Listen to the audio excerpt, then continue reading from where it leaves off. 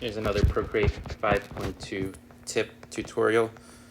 Here I have a motorcycle helmet which I painted, which is one of the sample 3D models that Procreate provides. And if you don't know how to access these models, check out my video explaining how to do that. But let's say I paint this really cool design on this helmet or any 3D model, and I want to share it with somebody so they can see it. And they don't have Procreate, so I can't send them the Procreate file.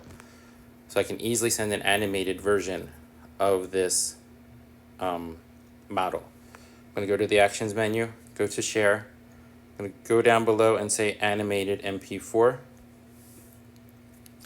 And then this pops up and gives you a preview of what you'll be sending. You can make the video slower.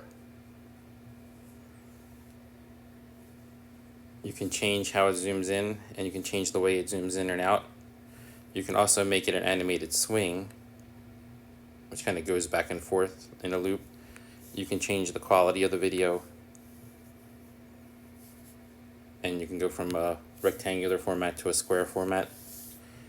And then you just hit export, save it where you'd like, send it to who you'd like, and you're done. Hope you like this quick tip. Thanks for subscribing, liking this video, ringing that bell, and I'll see you next time.